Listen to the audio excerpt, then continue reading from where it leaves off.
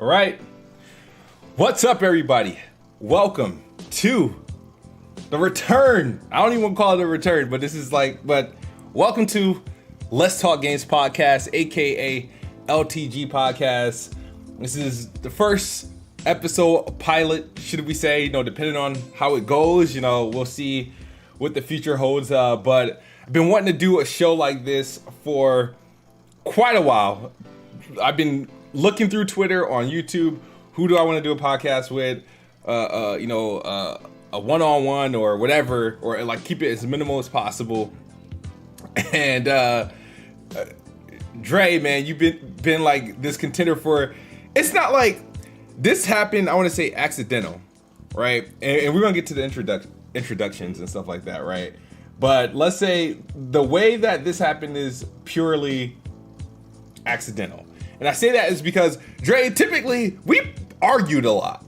We did. we argued a lot. That on, like, whether it be YouTube comments or Twitter, we just argued. We're always on opposite ends of the spectrum.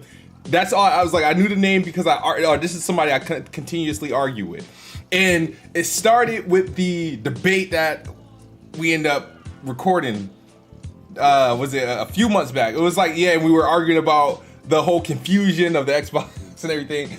And then we did the Assassin's Creed thing because we both do, and I saw you was going for the platinum, and obviously we're gonna talk about that. And then obviously we had the mic was like, people were killed. I was like, but the thing is, I did not waste 45 minutes just to be like, all right, I'm not gonna put it out. I was like, you know what, whatever, That was bad. But we fixed that, obviously.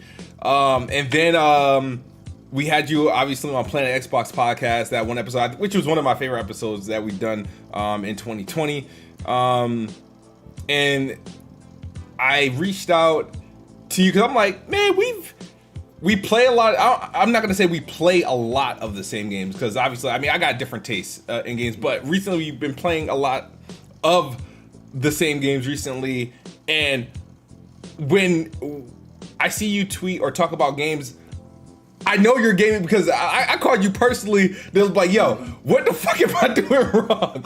Like, and we're playing on complete different platforms and stuff, but I know when we're talking about a particular game, we got the same level of understanding. There's things that, I take from you. I was like, all right, this dude is not a fucking just troll. This dude's he's on this shit. He knows what he's doing. He's a legit gamer. Like, I trust his gaming opinion.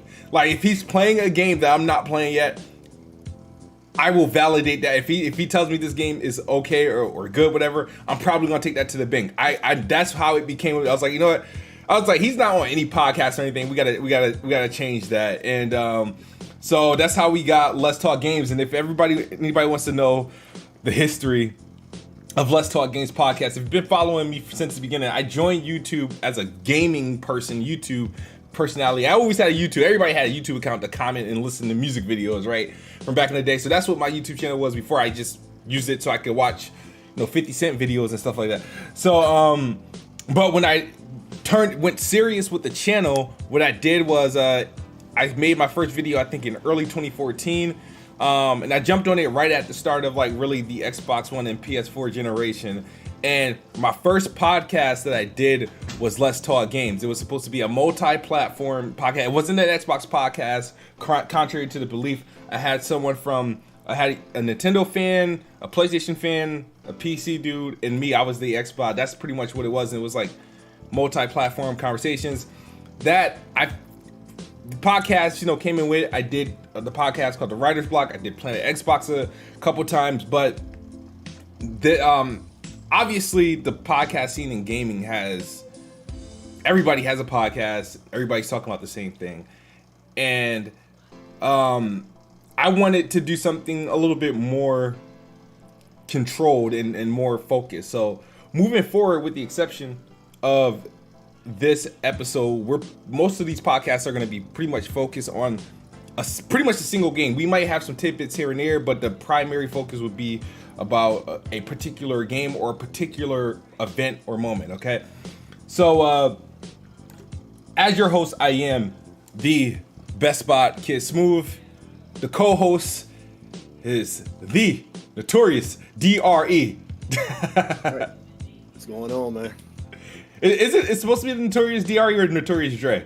It is Notorious DRE. Notorious. It's like a playoff of Notorious B.I.G., who Okay. is the greatest rapper of all time. Greatest rapper, you think? Okay. Yeah. But before, when you was talking about how far we go back, I don't know if people, like, if you go back to, like, the very first Planet Xbox, like, few years back. Oh, okay. Okay. Yeah. Or like the original before you Okay. did the rebrand. Okay. I was on that one. You was? I was a member for like two or three episodes or something. No. I swear, yeah. Are you kidding me? No bullshit. Yep. Yo. Yep. That must have been before I finalized the original crew then. Yeah. Damn. It was like a bunch of random people. Damn. Yeah, I was one. Damn. I was terrible back then, so I understand why. That's crazy. Yep. Oh man. So you said, it's funny, you said, obviously you said Biggie Smalls is the greatest rapper of all time. This instrumental that's playing in the background is actually Tupac Machiavelli, To Live and Die in LA, who I think is the greatest, rapper of all time. If you guys know from my other channel, you would see that's where I stand. Yeah, Emmanuel A1, that is To Live and Die in LA by Tupac. QD3 produced it. That's Quincy Jones' son, just to give you a heads up. Yeah, so man. Yeah, man. Yeah, we go way back. We go back. So we got to get this thing started. So it's a new year, a new podcast. 2020 was obviously, an eventful year for all the wrong reasons, but when you consider gaming, I feel like it was one of the better years. It was a good year for PlayStation That we had. So for PlayStation, okay, yeah. I mean, that's fair. That's fair, yeah. From a publisher standpoint, yeah. Because I keep forgetting. The thing is, I forget because right now I'm so I forgot all about PlayStation 4 and Xbox One, and I'm on to the PS5 and Series. But when you do consider from January to December, yeah, they had The Last of Us Part 2, Ghost of Tsushima, Final Fantasy, and then Spider-Man, and they had Demon Souls, Sackboy. Yeah, it was a high. It was a good year. A great year for them. I can't fault them on that. Yeah, that was probably one of their best years since 2018. I thought 2018 was their greatest year, but the thing is, this year was quality and quantity of the quality that was available. I think 2018 it was that they had like two bangers, like that kind of carried. 2018 was Spider-Man and God of War. Oh, okay, 2018. Yeah, so. But this one obviously trumps that for the simple fact that they had, you had The Last of Us Part 2, you have Ghost of Tsushima, which, the expectations, weren't there for Ghost of Tsushima like that, and for it to be like a Game of the Year nominee along with the game everyone was expecting to win the Game of the Year.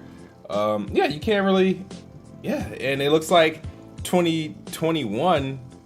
At least from what we know, unless things get delayed, they're looking like to have a follow up year. Would you say? Oh my God, I just read this. Would you say that between how they closed out the PS4 and opened up the PS5 first year, right? Would you say that going into 2021, PlayStation is... Do you think they're going to have a content problem come 2022, 2023? When you consider the release cadence?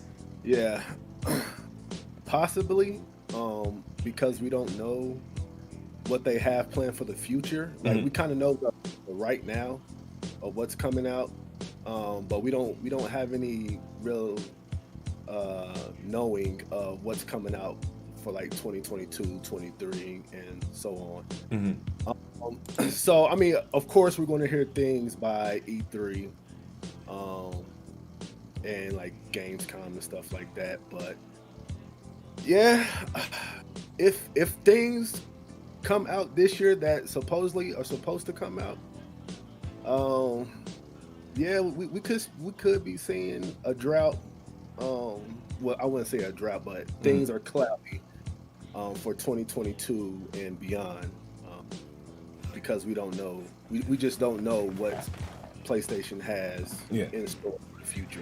And I'm not trying to make it out to make that seem like a bad thing. A lot of people would say I'm staring it to make it out a negative, because at the end of the day, I mean, the sooner you can get something, the better, right? You know, I felt like back in 2013 when the Xbox One, I felt like all their their goods came up front. Like within the first 3-4 years, I feel like we got, you know, the best of them. And when you look at the PlayStation, I felt like we got their goods on the back end. 2016 to close, I feel like they did all the delivery. So it's like, in retrospect, I regretted the upfront approach from Xbox, because the simple fact that there was a drought in 2017, 2018 was 2019 was and then 2020 was new consoles. So and that's what makes me think. But it's going from like PS4 to the PS5. I think for primary PlayStation guys, content wise, they're in a good place. And to bring that up, today Xbox released their, what did they name it? I'm pulling it up now. It is here are the games coming exclusively to Xbox in 2021. And I'm gonna read that, because when I first looked at the list, I didn't read the entire thing. I just read the list of games. I didn't read the paragraph before it. I didn't read the last paragraph. I just looked at the list of games, and I came a bit feeling underwhelmed. So we're gonna list those, and we're gonna give our discussion, our thoughts on that. So it says, Will Turtle published this. It says 2021 will be a fantastic year to be an Xbox fan. The Xbox Series X and Xbox Series S have launched, so we're officially going full steam ahead into the next generation of gaming. Catch you later, 2020. Of course, no matter the year, there's always about games. In 2021, creators around the world will tap deeper into the power of the Series X and S and bring massive variety of content to Xbox players. We anticipate this to be the most exciting generation yet for developers and players alike, with something for every kind of gamer. While we have so much more in store, both from our talented partners and our creative teams at Microsoft, we figured that now would be the perfect time to take a closer look at the announced games that are launching as console exclusives on the Xbox Series X, S, and Xbox One. That was the paragraph I completely ignored, because I don't know, why would you? I feel like, oh, they're getting ballsy. You're gonna list all their games that are coming out in 2021, but these are all the announced games so far. So it does leave room for other potential releases. But let's just go through those right quick. We have this game called Adios, which is scheduled for 2021. Cinematic first-person game about sticking to a complicated decision. I think we saw this at one of the events. It's about this dude that runs a pig farm, and he works with the mob to drop bodies there, and he wants them to stop. So you gotta pretty much, the point of the game is you're pretty much maintaining that your stance, and how you do it would determine how the rest of the game progresses. It's pretty much an indie game, right? Okay. The Artful Escape, we saw that. It's another indie game. The Accent. Now we saw this was one of the first games we saw when the Xbox Series X was shown in a May event last year. A top-down shooter. Right? Top-down shooter. I'm interested, but I mean, we know it's going to do 4K. Curve Digital is publishing it. Neon Giant is, I think, making it 60 frames 4K. top down, but it's not that. It's going to be one of those games people will like it, but it's not going to be like, oh my god, this is next gen. We also saw the game. I'm looking forward to it, but I'd lie if I say it's my most anticipated game. It's a nice game to have in your catalog. The Big Con, I've never heard of it, but it's coming out 2021. It just says flex your inner teenager in The Big Con, a adventure game where you hustle across the country as a teen trying to save your family's video store. In classic 90s style con movie style, you'll persuade and pilfer your way to greatness using your whack of potential grifts. You'll play as Allie, a high school junior gone AWOL from band camp seeking revenge on the loan sharks, threatens her mom's video store, etc., etc. Yeah, Crossfire X. Now this was supposed to come out this last holiday. Yeah. Now the game Crossfire is on PC. It has millions of players. They did a beta on Xbox. I didn't really care for it. I'm looking forward to it more so the campaign because Remedy's doing a campaign. Smilegate obviously is taking care of the multiplayer, but that is expected sometime this year. I would say a bigger title coming.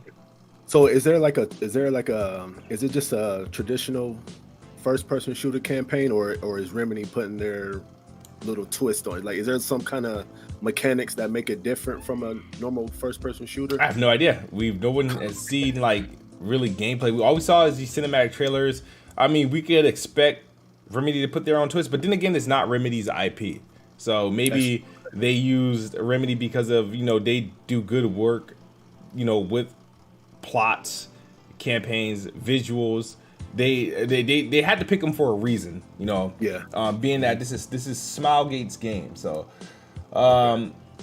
Dead Static Drive 2021. Grab your bat, steal a car, and take your chances against unearthly horrors found along Route 66. It's a top-down drive-in meets survival horror innovative game from Fan Club. Yep. No. Echo Generation. No, this is the like a 2-bit game set in 1993. Looks cool, but it's like I said, it's a smaller game. We get like 8 of these every year. So, Exo Mecha is that game that looked incredibly crisp. It looked like everything was like super shiny. Running like the giant robots. Everything is a chrome ray tracing and everything like that. Hey, it looked pretty cool though. It looks cool, but it's a free to play, and my opinions are jaded on free to play because I and we're gonna discuss this more. I'm gonna ask you a question about these type of games, but when I think of free to play, I don't take free to play games seriously. I understand that. Like I just don't take them like serious. Like if it hits, it hits. Like but every some free to games they get popular. And some don't, but I don't take them seriously. I don't like the route of free to play games. It does look great. It looks beautiful. Yeah. I would love to see it running, but that's a big ass cat, dude. That's my wife's cat. It's a free to play, so I'm jaded on that. Unless they can show me something, because if it's a free to play, then I'm assuming there's no campaign. It's going to be multiplayer only and microtransactions. It's like I feel like when it comes to free to play, I don't get real incentive to play some of these games. Right. I understand. X01 2021. It says X01 is a gravity-defying interplanetary journey through space and time that's part of the mysterious narrative that unfolds around you. Master a truly unique traversal system and move through enigmatic and desolate alien landscapes in ways you've never experienced. Using gravity. All right, so I'm assuming this is going to be a walking simulator in space, but I could be wrong. The Gunk. Now, the Gunk looks interesting. It does. I would say it would be the Xboxes, and I don't want to do this, but I'm just trying for the sake of comparison. It would be Xbox Kenna, right? Kenna looks awesome. Like, I mean, I'm looking forward to that game, but I mean, they're clearly different games. I think for right now, for what I've seen so far, Kenna visually looks better. The Gunk seems like it has a cool concept. Looking forward to it. But like I said, it's not a major game. This is it's going in Game Pass day one. It's probably going to be like $20, $30 maybe. Yeah. Halo Infinite. Obviously, this is the most anticipated game for Xbox guys, especially me. Expected this holiday season after delaying it a year. They got a lot to, I guess, really to prove, to show off. The first thing people are going to be looking for is the graphics, the visual upgrades and stuff like that. So we should be seeing some more of this game fairly soon before its release this holiday. I actually think they should show it before E3. Well, whatever they're doing this year. I think they should give a little tease before E3. Yeah, like then have a full blowout. What are they doing though this year? Like, is there? I mean, are we expecting? My guess would be like just video presentations, like how they've been doing it so far. Yeah. For the later half of 2020. You think we're getting those digital events again? Like, yeah. You think? I know that probably by then, like a little, like maybe guests will maybe be able to attend E3, maybe at a small capacity. I don't see that happening, but maybe. But if it doesn't, I definitely see them doing the video presentations for E3 this year. Yeah, I mean, now that they kind of have like the expectation set, they know how it went last year. They know what they can and can't do. I think it worked. So whenever this event is, I wasn't a fan of the Summer Game Fest thing, but I think that Halo should have its own event, press conference.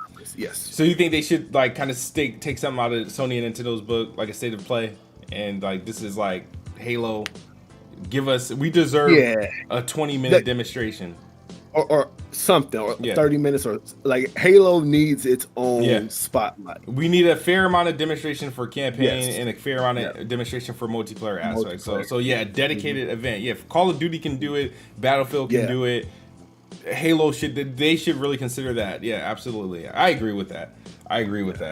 The Last Stop, a new game from Variable State creators. They made Virginia, the single player third person adventure set in present day London, where you play as 3 separate characters whose worlds collide during a supernatural crisis. In 3 stories, you'll meet Donna, spaced out high schooler who feels trapped by her stifling home life, John, an overworked middle-aged single dad, and Mina, a ruthlessly ambitious professional who struggles to find the same satisfaction with her family that she does in the thrill of her work. It's an anthology, so we'll see. This game called Lake. It takes place in September of 1986. Looking at the screenshot, it is what it is. Little Witch in the Woods 2021. It's a role-playing game. Okay. Fantasy.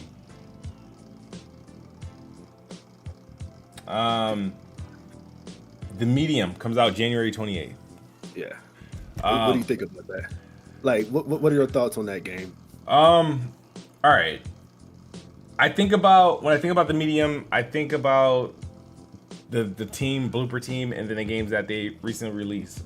They did the Observer game, which I have no interest. I don't care how much tech things they add to the game. It's not a game I want to play. I tried Blair Witch. I thought that was meh. So it doesn't leave much to be desired. But I did watch the trailer. The gameplay, the 15 minutes. I mean, it looks cool. It does look cool. The thing about these games, though, would you consider? I wouldn't consider it an action game. It's a horror game. It's like a horror, horror puzzler, and I like puzzlers, but I don't like horror. Me either. So, the thing is, I can do a horror movie. I can't do a horror game, and I don't like horror. That's the problem. I think it's like I'm gonna give it a try. Do I think I'm gonna like finish it or like play it? I don't think I would. But I'm glad it's coming out. I said, I can't wait to give it a try. I just don't think I'm going to stick with it because it's not my taste. It's not really my taste. I mean, you going over the list, it sounds like a bunch of GamePass games, which is what Xbox, is what they're pushing right now. So I guess more games in Game Pass is cool for them. But it does leave the question on like, okay, so like, let me throw this at you. If Halo never would have got delayed in 2020, it would have been the only game for the Series X that's like their own, AAA one game. And it seems like it's the same thing this year. They're just sprinkling a little indies here and there, but Halo is still that only game that is like that only AAA game. Yeah. So I tweeted, I was like, it's Halo and a bunch of unknowns. What it reminds me of 2009, 2010 Cavs. You had LeBron James and you just had a bunch of other players that played for the team. Yep. LeBron's going to be good, but they're not going to the championship. Like, you know what I mean? So you know they have a chance, right? Yes. But they won't. So that's what it feels like. So now you have a Microsoft Flight Simulator. It's coming out this summer for the Xbox. And it's Flight Simulator. It's Flight Simulator. Yeah, it's a 93 Metacritic. We know it's going to look good. It's a simulator. I'm happy to see it. I'm going to try it, but to me, I feel like this was I feel like this should have been a launch title. With the console, I think it should have been, if you know you're not going to get Forza, let's give them Flight Sim. No, so Psychonauts 2. I don't know why this is on the list, but I understand why it's on the list, because it's now a first-party game, but this is actually a multiplayer. I don't think it's coming to the PlayStation 5, but it's coming to the PS4, PC, Switch, maybe the Switch, but I know PS4 has to be for sure. PC, Xbox One, Xbox Series. It's not. I don't believe it's coming to the PS5 at all. That's weird. You'll be playable likely via backwards compatibility, but I don't think it's getting a native PS5 version. Okay. But it's like I said, this would, if it was a pure exclusive, then I was like, okay, you got your platformer, what I mean? Because we didn't get a platformer, at launch. When you consider PlayStation, they got got Sackboy, Bugsnax, and Astrobot. They got like a decent amount. And it's a game that people are familiar with, so it can stand on that merit.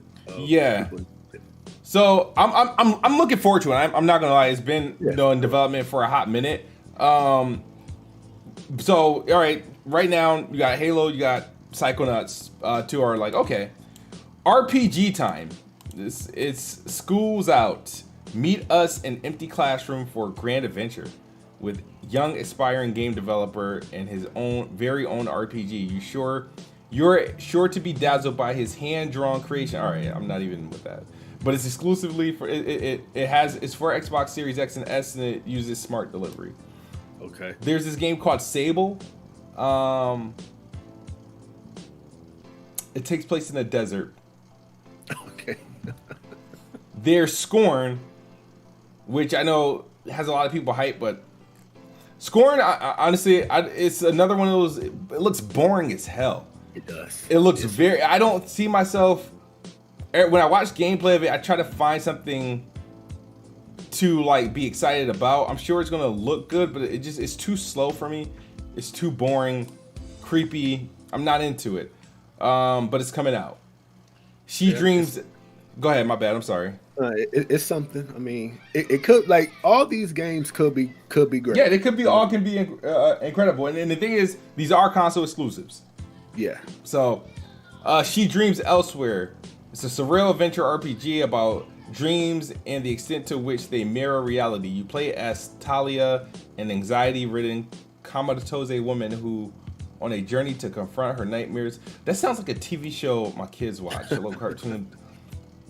Shredders, inspired by classic snowboarding game Amped. Oh, I do like Amped. Okay. It's a snowboarding game.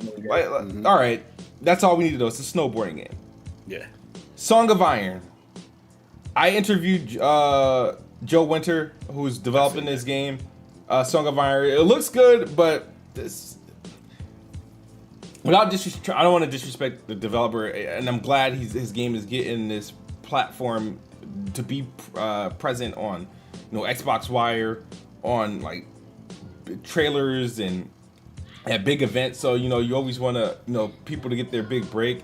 The game's cool, but this is not something you really write home about. But I'm looking forward to the game. But go ahead. Is anybody back in the game? Like, is Xbox back in the game? I mean, they gave him. I mean, I forgot like what this game looks good, but if it had that extra money behind it, like this is the game that seems like if it had extra money behind it and extra resources, it could be something super tight. Yeah, you know what I mean. I don't think they're funding it. I think what they're doing is they gave him a platform, they gave him a dev kit. I don't know what they're doing financially to assist with the game, but we'll see how it goes. Tunic people have been anticipating this game for about I think Tunic was revealed when the Xbox One X E3. That's when this game was revealed. It's supposed to be the answer to Zelda, the throwback Zelda games. Yeah.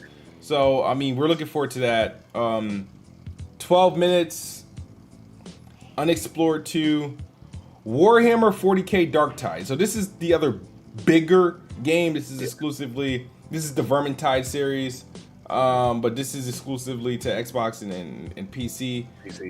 Way of the Woods, Wild of Heart. I'm surprised they did this. Yakuza Remaster Collection, Yakuza and Yakuza 6 Song of Life. These aren't. Why not? Why are they? Why? But this is supposed to be console exclusives. List. Okay. That's why I'm like, I'm not mad that they're coming, but I'm just surprised that they're on the list. These ones aren't technically exclusive, but it's the first time 3 games are coming to Xbox and Xbox Game Pass, so we're pretty excited. The Yakuza games have been making a big splash on Xbox recently, especially once the most recent titles hit Xbox Game Pass last year, and the critically acclaimed Yakuza Like a Dragon launched alongside Xbox Series X and S later this month. Later this month, Yakuza Remaster Collection, which gathers Yakuza 3, 4, and 5, will land on Xbox Game Pass. Then in March, Yakuza 6 will be added to the service, completing the Kazuma Kiryu story arc of the Yakuza series. This means that fans will finally be able to play the entire saga of the Dragon of Dojima, Yakuza 0 to 6, with Xbox Game Pass subscription. That's it's Yakuza. I mean, gives it a new audience on the Xbox. So I've tried them. I personally don't dig them. Yeah, me neither. But, I was playing Yakuza Like a Dragon. Actually, played an hour of it, and I did 2 gameplay mechanics. Walk from point A to point B. No, because it's a whole lot of dialogue, and the story's cool. The thing is, I'm in it. I'm digging the story, but I was like, man, when I play games, I need to stimulate. I need to stimulate something, so that's why I can't. And it's and they do a good job because the story's good because I don't want to skip through anything. But in the previous Yakuza games I tried, I can't fucking do it, dude. I can't. I can't. Try them. Yeah. So before we get into the next topic, I'm going to address some of the super chats. We got Emmanuel A1 for $3. He says Drake is objectively GOAT. Biggie and pun close though. I like Drake a lot. And I feel like Drake is on an incredible run, given when he came out. He's definitely earned his spot, but in terms of just me, no, I don't consider pun either. He was good. Biggie's good I never too. listened to Big Pun, so. But yeah, no. Anytime anybody mention a top 3 or top 5 and Tupac's not mentioned, I want to gag. I can't give Drake credit because he doesn't write his own rap, so I can't give him top tier credit. Gaming Addict says, we hear LTG in the house, let's go for $2. Appreciate the super chats.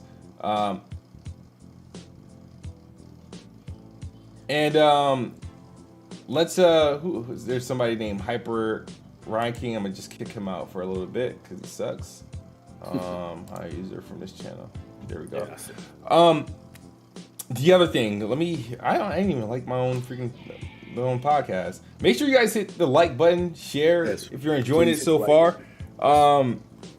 Man, right now, all right, cool. We're 30 minutes in. Let's discuss 2021. So obviously, we talked about what PlayStation got going on in 2021. We got what Xbox going on in 2021. What's your, so far for what we know, what's your most anticipated? What are you anticipating this year? So before it got delayed, sadly, my most anticipated game was Hogwarts Legacy. Oh, the Harry Potter game. Yeah. Okay. Before it got delayed until next year. So please don't laugh, but my most anticipated game is actually Lego Star Wars, the Skywalker Saga. Only because I'm a big Star Wars fan. Okay. And they're doing some. I mean, it's the old games mixed with some of the new movies. They're doing some. They got a new graphic system, new animation system, and stuff like that. So, that's actually my most anticipated game. Wait! I didn't even hear it. When is this coming out? Well, hopefully, I think they said summer. I think. Okay. I know it's coming out this year. I thought I saw the game when, you remember when the Xbox Series S was revealed in that trailer? Wasn't that game a part of that trailer? Yeah, it got delayed. It was supposed to come out last year. I figured, okay. Because I was looking forward to it, I ain't gonna lie. Yeah. Low key, there's some Lego games I do want to play. Yeah, Lego games are lit, dog. Like my kids, they play like Ninjago and then Lego City. Was it the Lego City where it's like, I feel like GTA a little bit, but yeah, but you're a cop, you're a chase mechanic or something like that. Yeah. Lego. I'm probably gonna do a Lego game this year because it's a dry year. I'm probably gonna get take whatever one. I'm pretty sure there's at least one or two in Game Pass or so. Try that out. But I'm also looking forward to, of course, Horizon. Yeah. And more of the big name titles. But I set a goal for myself for this year to try more indie games, because I barely touch indie games at all. And while they look cool, I just don't give them the time of day. Yeah. So that's my goal, is to try more indie games. As well as the big titles like God of War and stuff like that, which I hope gets delayed to 2022, by the way. But you hope it gets delayed to 2022? Yeah. So I think all right, so obviously outside of Halo, but if you told me to disregard Halo, what would be the other game I'm looking forward to in 2021? The Lego one you said actually surprised me. Oh yeah, I can't wait for that fucking game. It would be I guess mine would be Bright Memory Infinite if it's still coming out. If you come across lately, what I've been doing for everybody that gets in that's in my ecosystem that I know, when they get an Xbox Series console, I gift them Bright Memory 1.0 because they're not gonna buy it if they're not gonna check it out on there. So is it good? I have a. Is it trash? Is it trash? I don't know how to explain it. It's all right. When I first played it, I was like, "Man, this is some dog shit," right? But right, the 1.0 is set up for you to play multiple times, right? You have to keep beating, because it's like a new game plus, and it gets harder and harder every time you beat it, right? Okay. But when I'm playing it and I'm putting all the concepts together, I'm like, okay, I get where they're going. I was like, if they put some money behind this and flush out the world, this can actually be a good game. Okay. So like a really good game. What we get now on the Xbox Series, that little $7-8 demo, no, I mean it's not awesome. You literally have to have patience. And when I say patience, like you have to all right, I don't know how many, most people probably just went through it once. I went through it like 3 or 4 times. Okay. But you get achievements every time you play through it. I think that you get max out like 4 or 5 time beaten. You get that's the only way you're gonna get 100% in it. You have to beat it every time because it tracks it. And the reason why I say you have to pay, because if your first playthrough of it and your first impression of like, oh, this shit is trash, you're probably not gonna play it again. But the thing is, you know, I was learning things, I see what they were doing, and I was just, after I played the game, I was thinking about it, and okay, if they get some money, they make the game longer, they flesh out the story, flesh out the visuals. I like the concept because it's not your traditional first-person shooter. You know, it's a little bit of everything. It's like I see a little bit of Dark Souls in it. It's crazy because it's a first-person. Yeah, okay. I see a little bit of Dark Souls. I see a little bit of Devil May Cry, and I see a little bit of Crysis, and even a little bit of Call of Duty Advanced Warfare. It's like they took segments from each of those games, whatever. Some of the things that those games did well. They kind of implement it. Now, they don't do it perfectly, you know what I mean? But it makes me want more of the game. So, like I said, I played it. The first time I didn't like it. But after the second and third time, I was like, all right, I'm kind of fucking with it. So, okay, the 1.0, is that like a setup for Bright Memory Infinite? Or, okay. What it is, so it's like all right, so I can't say, I think what it is, it was a concept, right? Okay. It's a concept, because I can't say it's a prequel, because I think what Bright Memory Infinite is pretty much taking that concept and now putting it to a larger scale, and it's like, so it's a demo, like a demo. It's like a demo. Yeah, imagine like a producer says, all right, we're gonna make a demo and we're gonna shop it around the labels, and then a label likes that demo, and now they want to make you a full album, and then you take that full album that you make now is gonna be based off the premises of the demo you just did, right? But you're gonna have more songs. The quality's gonna be better. You might have some more remixes of songs you did. None of us heard it because it was a private demo, but now you got better beats. You got another rapper on there and stuff like that. So that's how I look at it. I feel like it works. I'll give it, like, when you get a Series X or S, I'll gift that game to you. It's just I gifted one to Nick Swans. Did I give one to Blandrew? I don't know if I don't know if I did, but I know I gifted that game like 3 or 4 times already. Okay. The other thing is, oh man, so that's pretty much it. The other games, it's just kind of, it is what it is. If they're good, they're good. Yeah. But let's talk about a little discussion about what, you know, we've been like playing, because I don't know if I think I'm now starting to run into a drought. But when you consider the new consoles, like when you got the PlayStation 5, right? You got yours day one, right? You didn't have to wait, right? I'm sorry, what'd you say? When you got the PS5 day one, right? Correct. Yeah. What was the first game you dove into?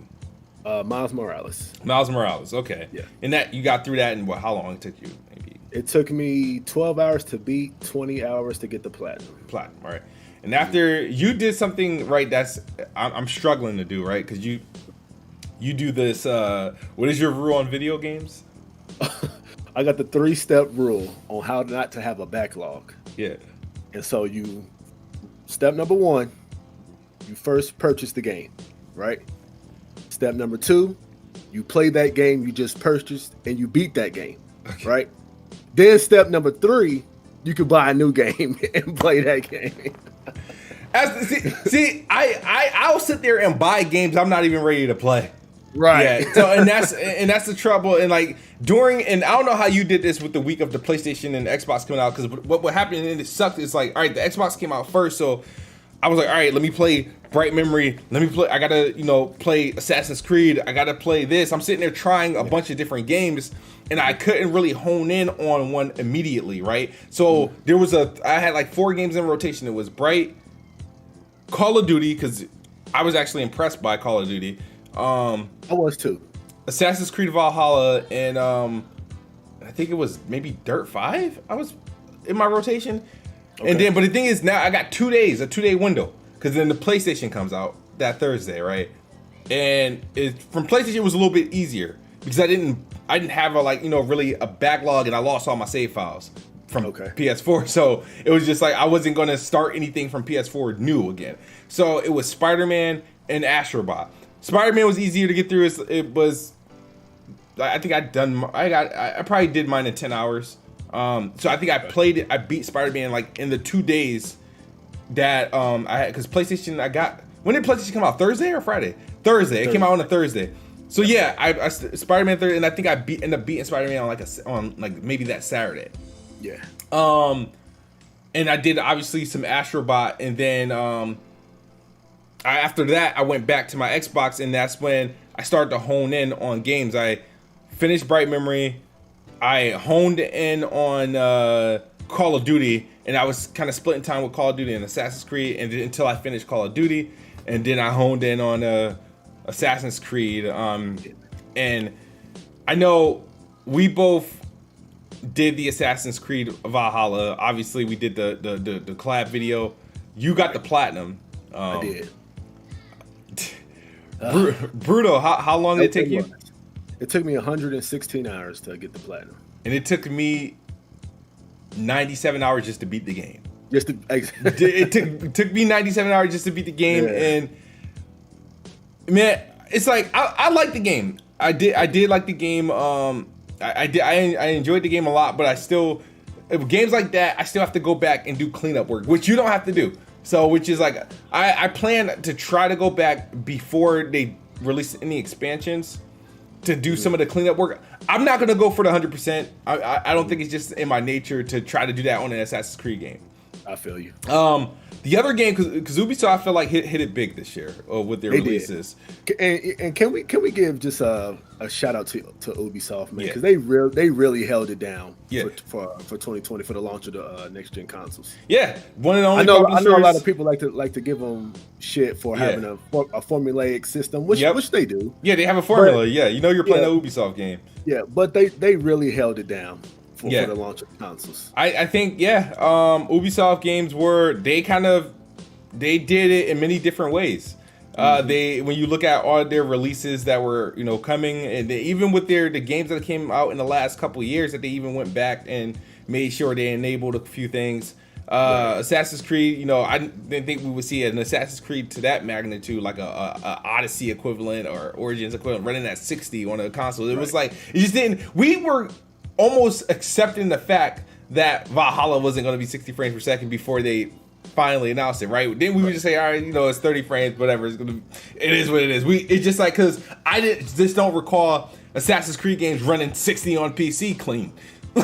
So historically they didn't. So you're like, all right, let's bring our expectations down. But they did it. They had them running at a higher resolutions at 60 frames per second to the best of their capability, and they did their job patching the games, make sure they're improving the game, performance each of the way, which I appreciated.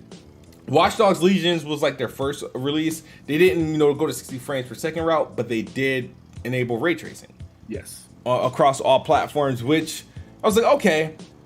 And I didn't give them slack for not doing 60, even though I still want them to do 60. Mm-hmm. It was like, all right, but they still got other games that they're pushing they're trying to take advantage of the next gen console some way, somehow. So they had one game doing ray tracing, they got another game doing 60 and whatnot. And then obviously Immortals Fenyx Rising, another game that was, now this was a surprise, man. Definitely a surprise.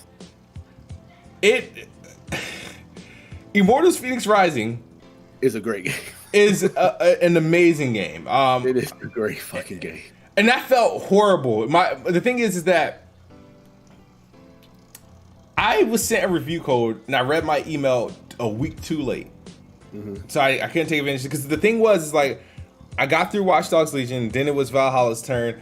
I didn't even buy Immortals like when it came out. I waited. I waited until I got it gifted to me for Christmas. Yeah, me too. That's when and I'm like, yo, I did not anticipate me liking this game more than Assassin's Creed Valhalla or anything like that.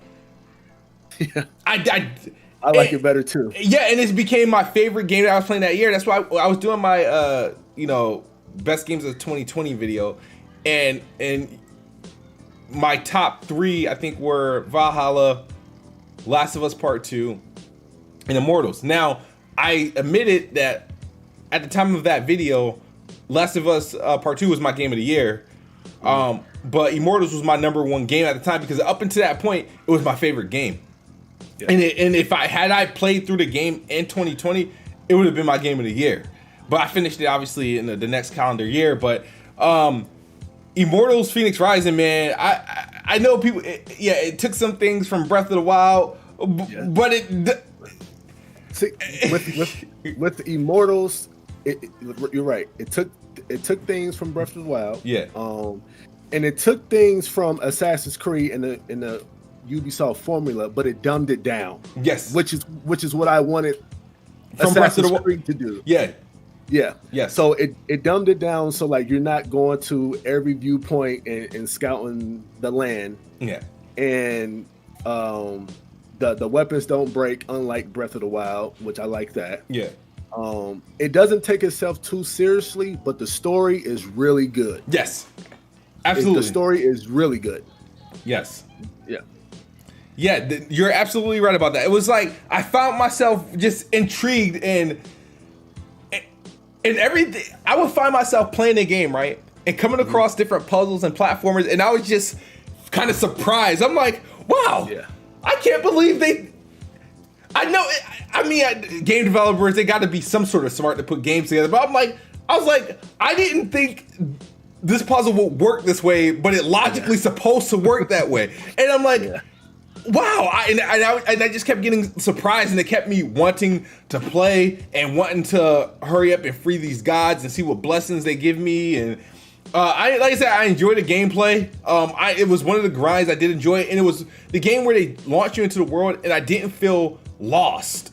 Yes. Like, oh my God, what do? I didn't feel overwhelmed because I felt like they controlled it a little bit, and it kind of fed you things, at a proper pace. Yes. So, I didn't fly across the map or run across the map looking at icons like, damn, I have to go do this. It didn't seem that. It seemed like I just found shit. Yeah. Yep. But go ahead, my bad. That was my fault. One thing that I like, and I tweeted this on Twitter, is that the dialogue in Immortals has a Disney-esque to it, right? Mm-hmm. And what I mean by that is like if you actually listen and pay attention to what they're saying, it is some of the most sexual shit. Yeah. Like, but you would have to catch it. Like when Aphrodite was talking to Hermes, or she was talking to somebody. And she was like, "Yeah, I just let him keep coming and keep coming and keep." I'm like, "Whoa, wait!" I was like, "Yo," why is that for Daddy turning me up?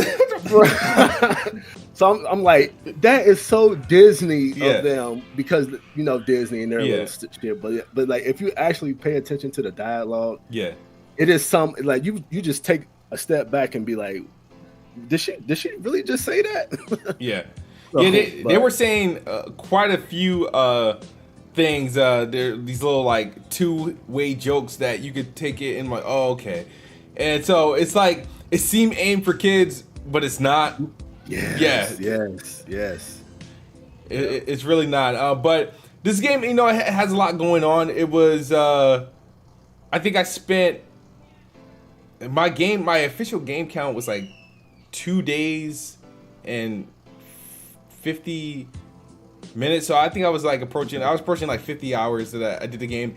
And the only thing that kind of stumped me, we talked about, is I wanted to go for the 100%, but and I still can, but it's the game actually has an end game. Like unlike most Ubisoft games that seem like they don't have an end game after you complete everything you're supposed to do. This one actually has an end game. So in order for me to get the 100% completion, I have to I started the new game plus, or I had to restart my save prior to fighting, Typhon and whatnot. So that's what I'm doing now. Did you do the restart save or new game plus way? So I did the so a little bit of story with me. So I beat the game. Yep. But my trophy didn't pop for defeating Typhon. Gotcha. So what I'm going to do is I've already started. I started it to where you're right before Typhon. Gotcha. And so what I'm going to do is I'm going to collect all the trophies first. Yeah. And then go back and fight them again, and hopefully it'll pop this time. I should have done that. I should have. I had an opportunity to collect everything and then go fight Typhon, but the problem was I didn't realize. I was like, yo, I'm right here. I think I'm strong enough. I'm gonna go kick his ass right now. And it ain't tricky because the first fight was easy as shit, right? and then the second fight is when things get tough, and then all the little the dungeons you had to do before you get to them. So that game just did like incredible things. It was probably one of the creative games Ubisoft done in a while. It was the most non-Ubisoft game that they've done recently. So shout outs to them for doing that. Definitely shout out to Ubisoft. So those were I'm in terms of games that I've ended up after Immortals, I kind of was just like, damn, I need something to play to stimulate me now. I started playing all sorts of random shit. Paw Patrol. I did Paw Patrol. Borrowed that from my son and got the 100% on that. Hey, now I need people to stop sleeping on these licensed games for one reason only, because it was another game that surprised me. Now, when you consider a licensed game, there is already a universe and a story that can't be bad. It technically can't be bad. If it's coming from a story, a show that's on TV, or a movie, it can't be bad. You can't. That's one part of the game you can't discount. Because when you watch the story could be bad, but how if it's borrowing the same? It's not. I don't want to say it's borrowing a same episode, but if you play the game and it's like reminiscent of a movie you watch and set in the same universe, how could it possibly be bad? Now, for example, you could think that show is bad. Okay, but then again, is it you? That's your opinion of the show, though. Well, that's true. It can't, because this is why I don't like when people say, "Oh, this story is bad." I'm like, well, how is it bad? So Fast and the Furious was another game I end up buying and not. I enjoyed it actually, because Fast and Furious, right? All it is, the game is like they took a plot, right, that literally could have been a movie. Maybe the game itself, the story of the game itself reminds me of like if they signed like a Netflix deal, right? And they did like something exclusively for Netflix, that would be the story. They got everybody's voices, they got everybody's skins, and it's not just a racing game branded under Fast and Furious. I think throughout the whole campaign you race twice. So what are you doing? Yeah, it's an action game inside of a car. Like, I mean, they stopped racing. Like some Twisted Metal shit? No, I wouldn't go that far. But remember in the movies, Fast and Furious, they stopped racing a long time ago. It just been started. Like, you literally, you're running from cops. You're doing missions. Eventually, you get cars that have special features. I think, what's that chick, that manly chick? Letty. Her car had end up getting spikes on her tires, right? Okay. And then Vin Diesel has missiles on. He gets a car that has like missiles on the top, and you can shoot and whatnot. But it was an action game that just took place in a car. Okay. Like I said, I've raced only twice, but I enjoyed the freaking. So I enjoyed playing it. The last event was as you should. Yeah, for sure. So I was like, we gotta stop sleeping on these licensed games, bro. Like they already have a plot to work with. It's probably the easiest games to make. But yeah, visually, no, it doesn't look great. I mean, sometimes the games look like ass, and then the other time the game looks passable.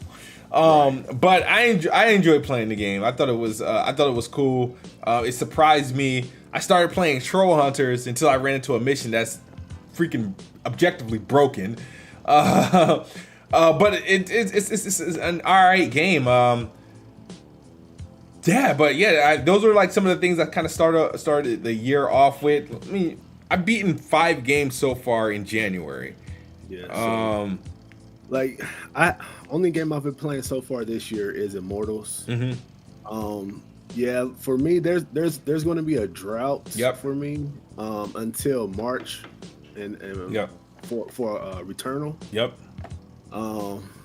But there was something coming out in February. Oh, Outriders was coming out in February, and they pushed that back, and that's going to be the second half of it. It's an interesting looking game that's coming out also in February. It's coming out February 4th. It's called Werewolf. Okay. I'm not sure if you checked it out on the store. Have it. All right, you remember that game Vampire? Yes. I'm getting vampire vibes from it. Okay. But this guy obviously turns into a werewolf and stuff. But it's an RPG. Okay. It looks cool. I think it's going to be one of those sleepers. You know those games that just come out and it kind of like and it starts to catch everybody's attention late. Yeah. Surprise you. Yeah. So I'm getting like, and I think that's how Vampire was. I feel like it's a good game that a lot of people didn't play. I didn't play enough of it. I didn't beat it, but I do. I know I have it. I own it. That's like an official backlog game. Werewolf, I think, is in that vein. If you get a chance, check out the trailer. Yeah, I will. Yeah. But yeah, like March, April is Outriders, and then from there on, I kind of don't know what's coming out. Yeah, I mean, April, really. Yeah. Yeah. Like eventually they're gonna have to start. Hopefully, Ratchet and Clank comes out in April. I thought Ratchet and Clank would be April. I was actually hoping February because that's yeah. like when they first announced, when it first got announced, I was thinking February, right? Yeah. But then, like, what stopped that? What throughout the February is because I like if it's coming out in February, we would have found out in November. Right, by the time the PS5, they would have said it at least by then because that would be 2 months, 3 months, and then. Returnal got its release date for March, so I was like, all right, so Ratchet and Clank has to be after, it can't be before. Okay. Yeah, but in February, PlayStation does get the Destruction All Stars, right? That's right. That's right, and I do want to play that. Yeah, that's right. So we got to see. I wanted to play it because it was supposed to come out. It's supposed to be a launch title. Yeah. $70, and people weren't happy with that price tag.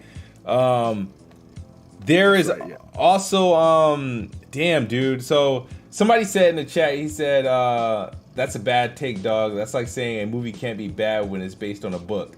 So I was just like, nah, I got taking that too. Nah, man.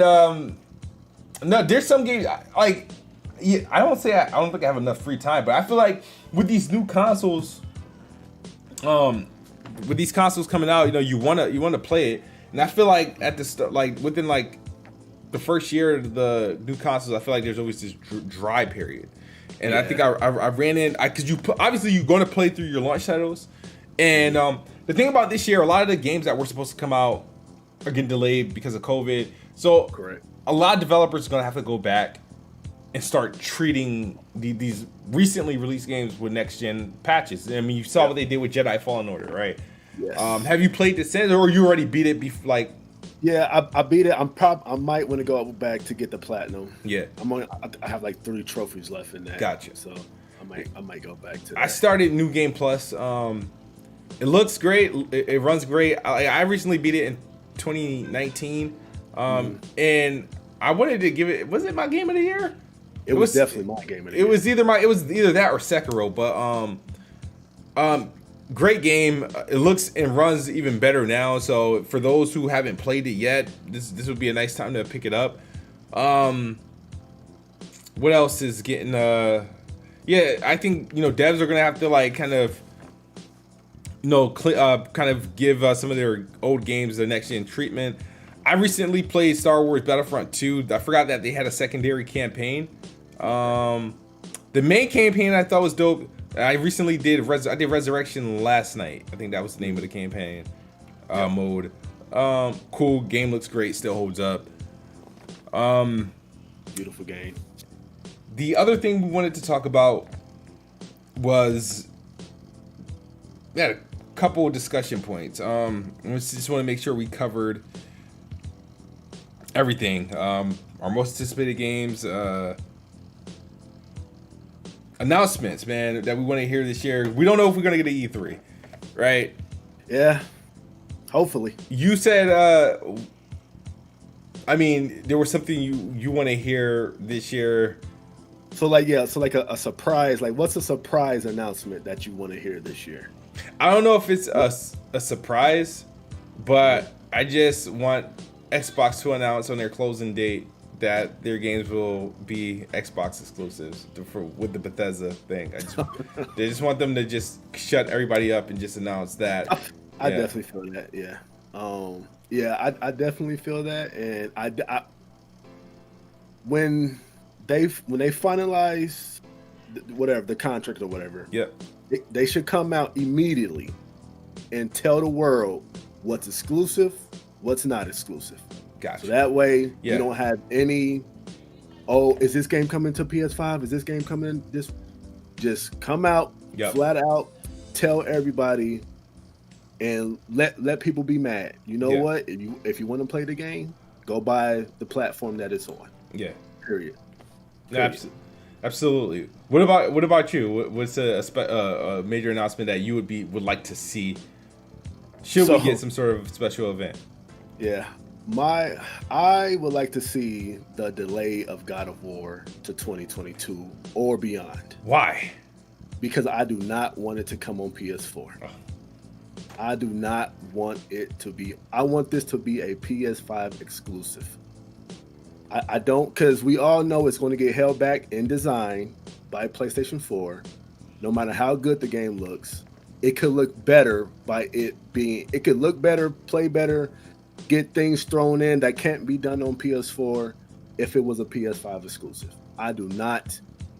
We already got Horizon coming to PS4. Cool. I ain't got no problem with that. Mm-hmm. But God of War, please delay it to 2022, 2023, and have it PS5 only. I don't want this game touching PS4 at all.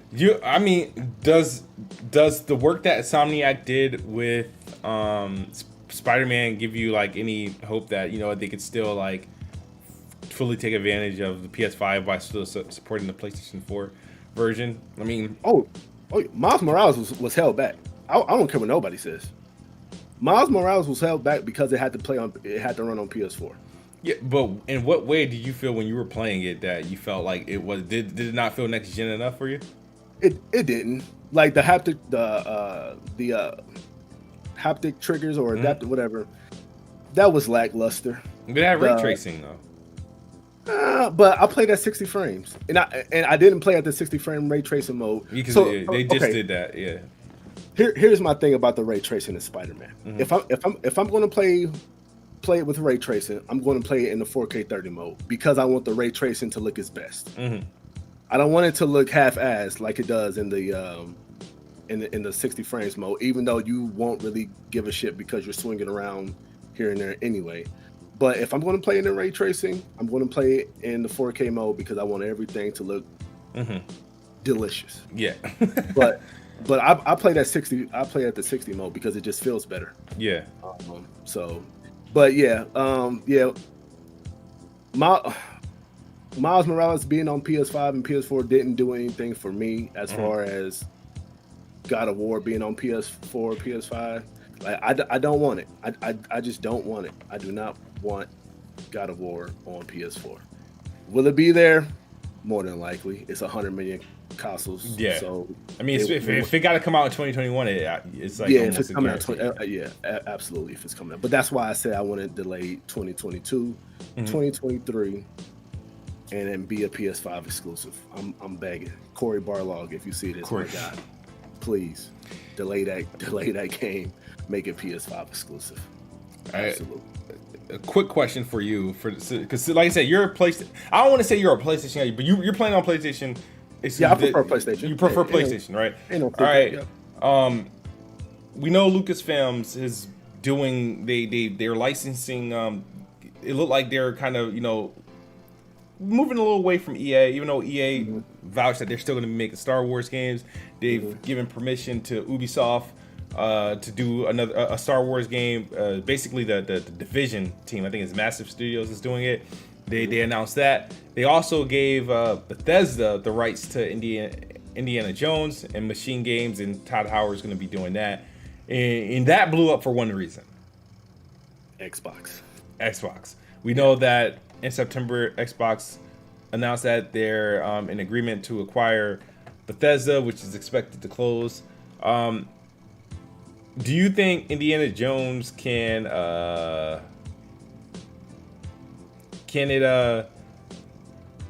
supplant Tomb Raider and Uncharted? Could it like, and if it's exclusive, could it be Xbox's Uncharted?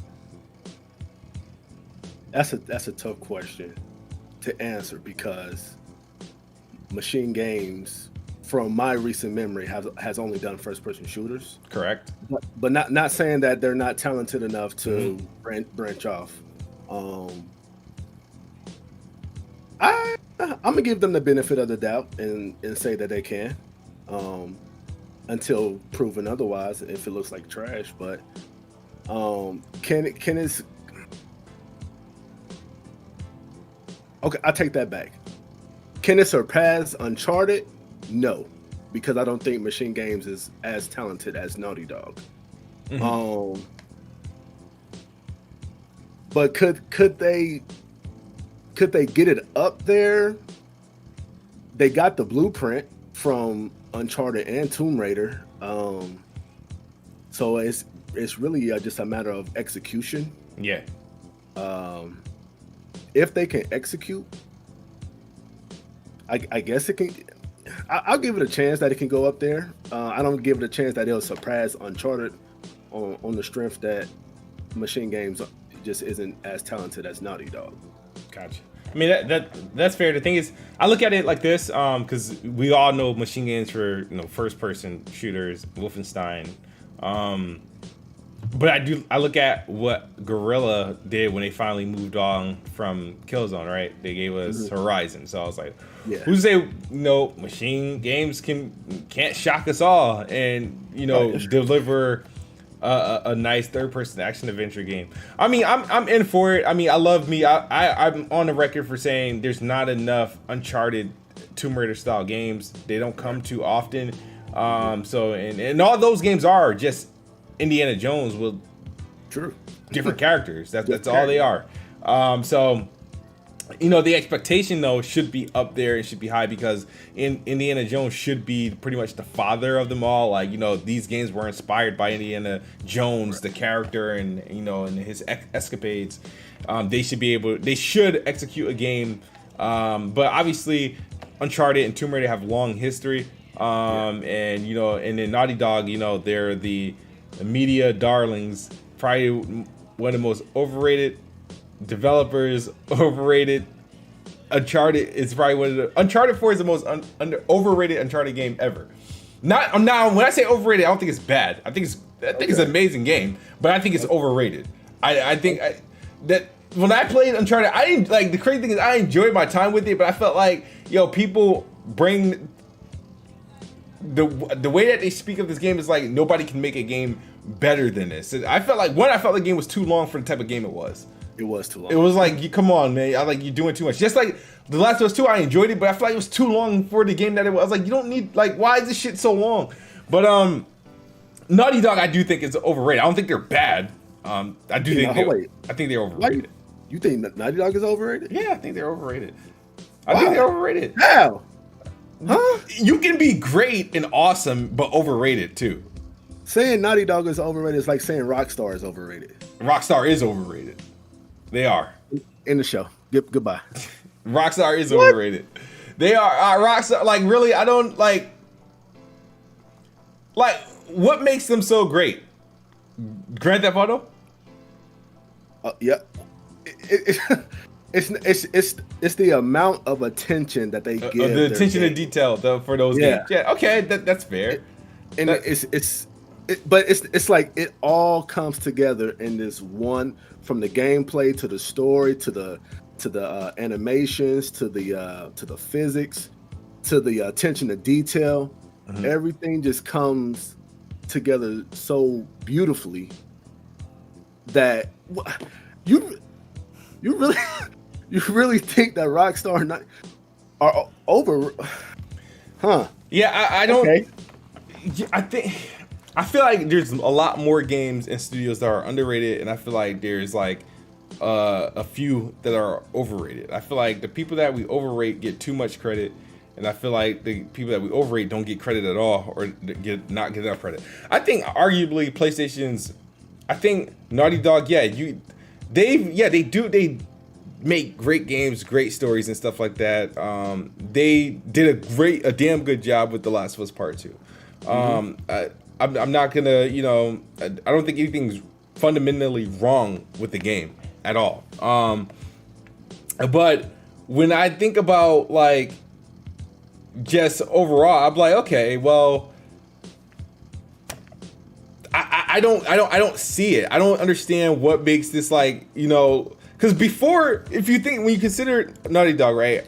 Before there was The Last of Us Part 2, they were riding high on The Last of Us Part 1, which I thought that game was overrated. It was overrated. That game had flaws and issues that kind of went overlooked. The game, but the thing is, they were getting so much credit because of that game. Uncharted, I don't think any of the Uncharted games were that amazing. Uncharted 4 was great, but the thing is, I think the biggest deal about that one is that visually, it was, for the time that it came out, it looked great. Mm-hmm. But I don't understand, like, before that, like, why is this the most anticipated game? I just think it's the collective of everything, because they do every little piece so well, and then it comes together so well, is what makes it a great game. Mm-hmm. Now with The Last of Us, I kind of agree with you. I think people love the story of The Last of Us, not necessarily the gameplay of The Last of Us. Mm-hmm. You know, the story. I like The Last of Us over The Last of Us 2 mainly because of the story. Mm-hmm. But the gameplay, of course, is far ahead of The Last of Us Part 1. But I kind of agree with you on The Last of Us Part 1 because the gameplay. Yeah, I didn't understand what was the story. I got the story. I was like, okay, I see why people like the story, but I was like, gameplay wise, I'm like, okay, it's like any other game. It's just like, it has a better story than some of the games in this genre. But like, and when we get to the last, I feel like all the credit that Last of Us Part 1 got was finally validated in 2. Because I feel like in Part 2, it's like, okay, gameplay's awesome, story's dope, graphics dope. They like, okay, this is the game that everybody told me that Last of Us Part 1 was. Like this, I feel what you're saying. You know what I mean? I feel like, okay, like I'm like, what was? And I'm like, all right, I get it. This is great, because I still don't. I couldn't find anything fundamentally wrong with The Last of Us in any scenario. I know people will complain about the story, and I'm like, all right, is the story bad or you just don't like it? Like, what is it actually wrong with it? Like, because I didn't find anything wrong with The Last of Us Part 2. Like, I was like, everything that what you're saying, like, in terms of putting the attention to detail and everything was just spot on with that game, where I'm like, okay, this is one of those games where they did sort of everything right. If you're talking about a video game, you know what I mean? If you take all your opinions and stuff about certain things out of the way, if you're talking about a video game, like from start to finish, and you think about everything that goes into a video game, I'm like, yeah, this is pretty perfect. It's damn near perfect. Yeah. Red Dead Redemption, you mentioned Rockstar, I find boring as shit every time I play it. It's a boring ass game. I agree with you.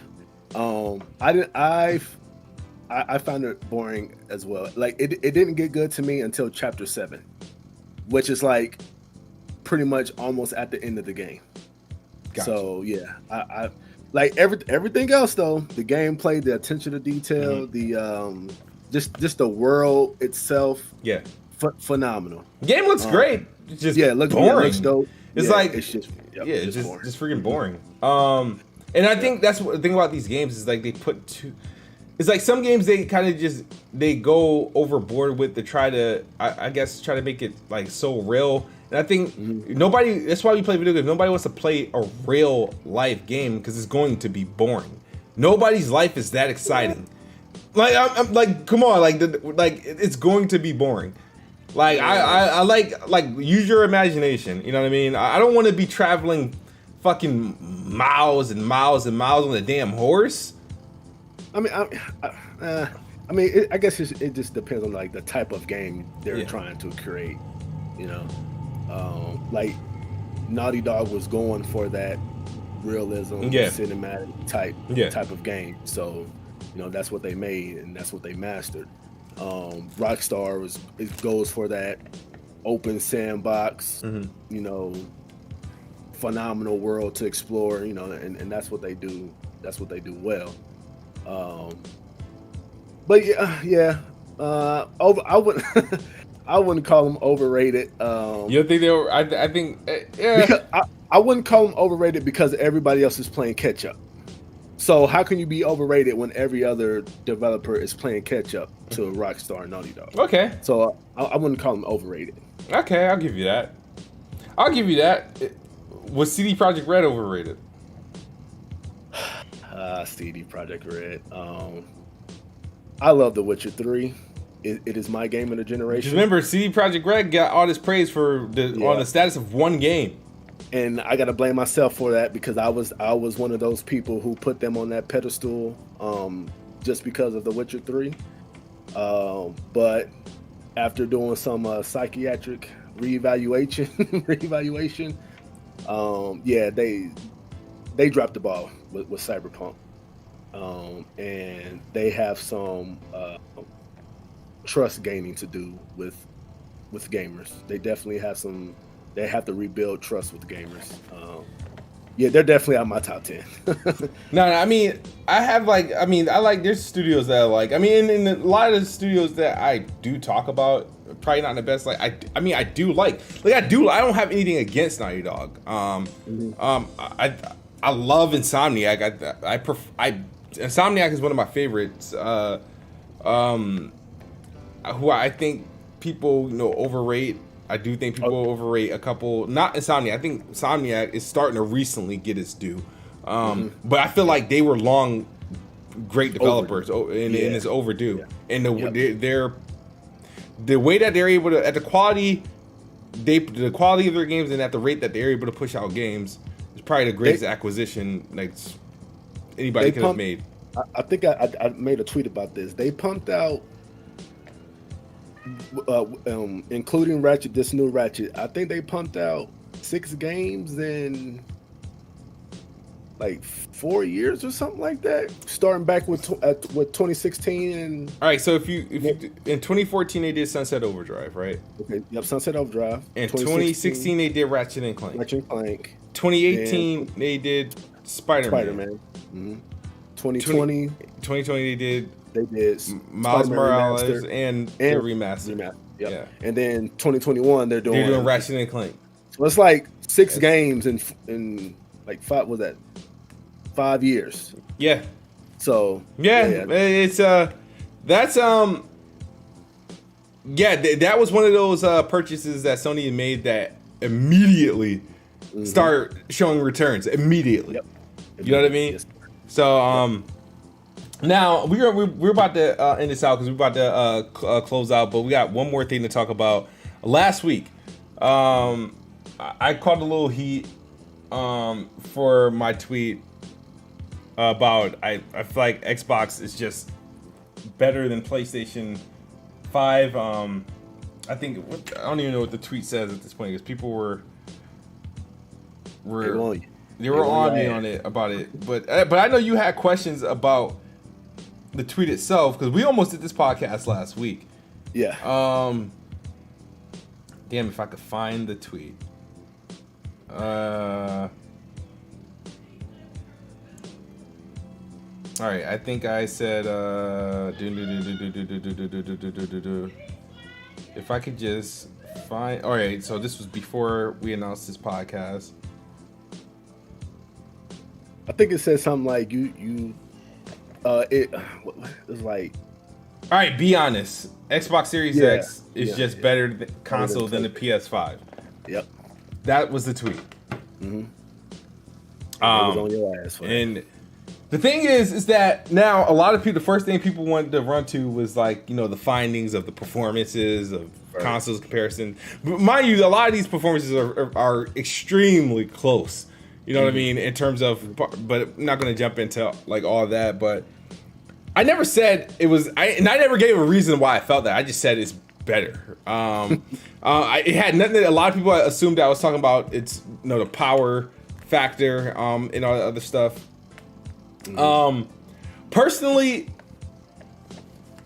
Like I have both of them. Like I spend most of my time on the Xbox Series X. I mean, that's not a surprise. I think I even spend a little bit more time on this thing than I did on the PlayStation because the only game I can play is I can't play 2K on the X since the shit keeps shutting off my Xbox. I can only play it on here without it shutting off. The PlayStation, like I said, it's a great console. I like the little, the UI and the graphics and the stuff that it does, the games that's available for it. At launch and stuff, they're all dope, but I don't know. It's like when I play on my thing about the Xbox is I feel like, and this is what I've always felt, even dating back to the Xbox One, the Xbox consoles are I just like how compatible they are. Mm-hmm. I feel like when it comes to these consoles, I'm getting I'm getting the best out of whatever I have at that point, It's games, okay, sure, there's no brand new exclusive first party games, but the platform, the device is still there and it's still doing its job. It plays fucking games, right? And it plays them well. I like what it does to old games. It just adds new life to it. I like the fact that like right now I got I got the CX, right? Right now it's the only console that fully takes advantage of everything that TV has to offer. Yep. Right? And it's here's the thing, right? Oh, okay, go ahead. I'm sorry. No. You go ahead. Feel free to interview. This is your show just as much as this is my show. Go ahead. So I prefer PlayStation. It's no secret about that. Yeah. But I actually agree with with that tweet that you said. Now, what I want people to do is, and I understand. Believe me, I understand these two go hand in hand. But take games out of the equation real quick. Again, I understand they go hand in hand, but just for this sake of argument, take them out the equation. There are things that the Xbox can do that the PlayStation 5 can't do that benefits gameplay experience. Yeah. Some of the things, Xbox has Dolby Vision, yep, Dolby Atmos, VRR, ALLM, native 1440p support. It has smart delivery. I didn't mean to say smart delivery. Quick resume, which is way better than the switcher or whatever they want to call it on PS5. They have quick resume, and I'm missing something. Oh, and a feature that I didn't know they had, but it's so fucking dope to me, is that you can install a game that you intend to buy, but that hasn't even released yet. Yeah. That's fucking awesome. That's what I did. That's what I did with Immortals. When I seen that, I was like, "That's fucking cool." I installed Immortals right 2 weeks before Christmas because I was like, I'm gonna get like a gift card, right, and then I'll buy it. And the thing is like it's been installed this whole entire time. I just couldn't play it because I didn't own the license. But as soon as Christmas came, I used my gift card, bought it, boom. It's just started. Like, that is so freaking dope. And it's the fact that PlayStation can have these features. Like, they can have all this. They can have which is coming, VRR and auto low latency mode and all that stuff. Supposedly 1440p native is coming. Yeah. But it should have been there. Yeah. Like, these with the new iteration of next gen consoles, you kind of want the next gen stuff that comes with it. And like you said, Xbox Series is everybody and their damn mama went out and bought a CX. But there's only one console that fully takes advantage of these brand new TVs that everybody are buying. Yeah. And I'm I'm just sitting. I'm just. It like, was the funniest man. shit. You're right. We saw everybody posting pictures of the CX. Yeah, and I'm yeah. like, because technically you don't need a CX to get the most out of your PlayStation. Right, correct. You don't need it. I was like, you can get the recent Sony TV. You do not need a CX to get the most out of the PlayStation. And what really bothers me about PlayStation gamers is that they just so nonchalant about it. Like, oh, who cares about VR? Who cares about auto lay? Who cares about? I don't play on the monitor, so why would I need 1440p support? And this is what bothered me about that, right? I'm sorry. Go ahead. Go ahead. Finish. And my thing is just like, okay, cool. You might not use it, but somebody else might use it. Yeah. Just have it. Just have it. Yep. I tell people all the time. It's not the matter of who cares about it. It's just a matter of why not. Why not have it? Yeah. You know what I mean? This is how I look at it, right? There was especially during our PS4 Pro era, even with these consoles, surprisingly, a lot of these games that are coming out, they're like, there's not a whole lot of native 4K games. They're like doing all sorts of like weird resolutions and stuff like that. Mm-hmm. Well, let's take a game like Jedi Fallen Order, which is fixed at 1220p. Yeah, 60, right? 1220, yep. Mm-hmm. 1220p. All right, that's too high for a 1080p display. You'll just get 1080p, but it's too low for a 4K display. Right.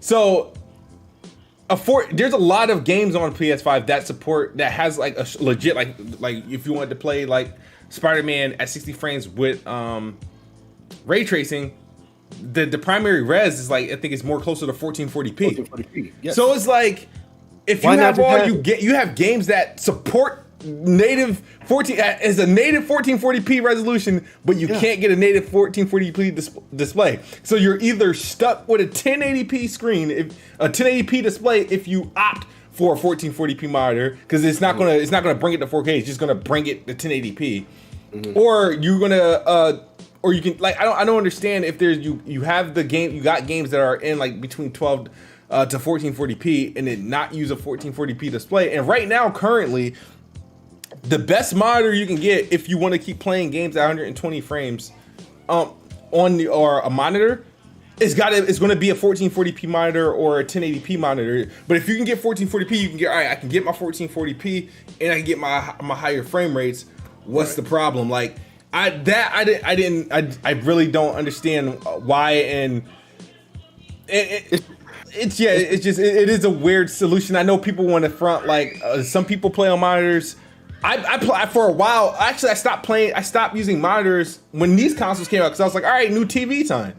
Mm-hmm. So, right. It's just I'm kind of like PlayStation gamers have their nose so far up in the air, like they shit don't stink either. It's just like, man, like, okay, you might not like these features, but don't knock it to where you get everybody else trying to knock these features as well. Because these features are fucking like I just said, that being able to download a game that you intend to buy before it's even released. Yeah. That is so awesome. And that's like shit. That's like that would save like people so much time. Yeah. You know, instead of buying it day one and downloading it. I mean, I know you can preload. I know you can preload things. But this is even before preload. Yeah, this has nothing to do with pre-order. Right. Yeah. Even before preload even gets announced, you can install these games before they even release or even preload is even announced. No, it's not. It goes beyond that. It's like games that are out, right? Let's say you get paid in 2 weeks, right? Mm-hmm. And the game, you want to buy this game, right? But you ain't got the funds for it now. Install the game could be already out. Like, let's say if I want and I want to pre-install the game, I'll have the game pre-installed, and then when I get paid and it's time to buy it, when I buy it, it's good. I don't have to worry about installing. I don't have to, because when you pre-order, you still got to pay for the game, right? Like at that point, you know what I mean? Right. So like, I mean, it's little shit. The thing also is like, because people always get on me about VRR, and everybody keeps talking about, when these kind of comparison comes, it's going to be my trump card for the rest of the generation, right? I feel you. It's going to be anytime the PlayStation 5 is doing better, just a little bit better on the performance side, on like when they're doing 60 frames and 120 frames per second. I'm like, well, I have a VR display. People think that this VRR is just some sort of like catchphrase. It's like that it doesn't exist, it doesn't work because not everybody has it. What it does, it literally, anything where your performance hitches, where you're like, for example, remember the issues that Assassin's Creed Valhalla had with all the screen tearing at launch? Right. It was the bigger, and I noticed this because the monitor I was like, when I wanted to like capture gameplay, what I would do is I would plug it into my monitor because that's where into my PC and stuff, but I didn't have VRR on that monitor. So I was like, oh, this is the shit they're talking about. It was something I didn't notice at all on when I was playing on my TV, and on my eyes I was like, what the fuck are they talking about? But then I saw it, and that's why when you see it in playback, you might see it on like gameplay that I had up, because it'll capture that. But when I'm playing on the TV, I'm like, what the fuck? I was like, it was like, what are they talking about screen tearing? I was like, there's no frame rate issues with these games, because what it does is, sure, it doesn't make these frame rate go, it doesn't lock the game at 60. It's just, you're just not feeling it. You're not seeing it. It's just the game is just running as you, I guess, expect it to run. The only thing it don't fix is the shit Cyberpunk was doing, where this shit stopped. literally stopped for like a good 5 seconds. There's no way you hide that, because that's the game. That's just the game's freezing. But if your game is, if the Xbox is dropping to like 56, 57 frames on it becomes null and void at that point. If you're playing with VR, and then when you're playing at 120 hertz, remember they say if you're playing at 20 hertz and your shit is dropping 20 frames, you're not going to notice it as if your shit dropped 7 frames on 60. You would notice that before you notice your frame rate dropping 20 frames at 120 hertz. And I was like, I'm playing that with the VRR. You add that into the equation. You get FreeSync on top of that. You got to think like, bro, like a lot of these issues do become known. It's, however, developers, and the problem is though, there is a problem with this though. Because developers know that the console has it, so sometimes they'll just sit there and just let the shit. I was like, all right, we got close to our target. All right, we good, because the console's just going to do it. It'll just take care of the rest, which is not good, because obviously not everybody does have that display. But when you do have that to fall back on, you're not going to complain. Yeah, that's the thing. Like it's literally an enhancement for your experience. Yeah. Like I don't understand why PlayStation gamers don't understand that when it comes to these features. Like these are just enhancements to make your gameplay experience that much better. But I don't know, man. These PlayStation folk is just when you at the top, you don't see you don't see nobody else, I guess. But man, they just. I don't know. I agree with you. I think from a console standpoint, I think the Xbox is built better than the PS5. And like I said, I think it's a more efficient machine in terms of it can just do more because it has more. Yeah, if that makes sense. Yeah, so, I mean, I'll say this: they're both incredible machines. I prefer. PS5 is a beast. Yeah, the PS5 is a beast. I like looking at it, and I turn on the PlayStation 5 maybe once every other day just to mess with it. Because I played the game. The thing is about PlayStation, I played the game that I want to play. I don't know what's my next game. I mean, Ratchet and Clank. We'll see what happens with Returnal. I do got to play. I think Demon Souls is going to be a challenge that happens in the next month or two. Godfall. You said I bought it for like $40, so I bought it for $50. So I'm gonna give that a try because graphically, I had to give it a try. And that's a lot, man. Graphically, it does not look graphically delicious like people are saying. Really? It's a good looking game. What they do is they try to mesmerize you with the gold and the luscious forest and all that, but it's not. It's a good looking game, but it's not like, oh my god, this game is so graphically delicious. But yeah, that's my wife. No, it's the graphic, the game. Yeah. So Godfall, you know what Godfall did to me was when the Xbox One came out, Rise was like, it looks so good. Like, even though people were saying it was trash, I was like, but it looks good, right? So that's why Godfall was like, they saying it's trash, but this shit look good. Yeah, but it looks good. In Godfall, it's playable, but it's just so bad. Yeah, it's a game. It's playable. Yeah, I'm gonna give it a try, dude. I'm gonna give it a try, and if it, Sorry. Speaking of Godfall, I want to bring this up. Yep. I want to bring this up because, and I want to talk about Game Pass for a little. Like it kind of goes with Game Pass a little bit. PlayStation has been dropping games, has been releasing games that should be in a service like Game Pass, like Godfall, like Bug Snacks, like it's another one that I believe. Like, so, like, if PlayStation was really serious about like a PS Now, and had it like a Game Pass type service situation, these games will be perfect for something like that. Like Godfall should have been shipped right into a PlayStation Now type thing. You know what I mean? And so I'm an advocate because I think it's a dope concept. I'm an advocate for Game Pass. One, because I'm cheap. I don't like spending a lot of money to begin with. But PlayStation has these games that would, like, if they would just make PlayStation Now exactly like Game Pass, it will blow up just like Game Pass, and they would have the content for you to try these mid games without the,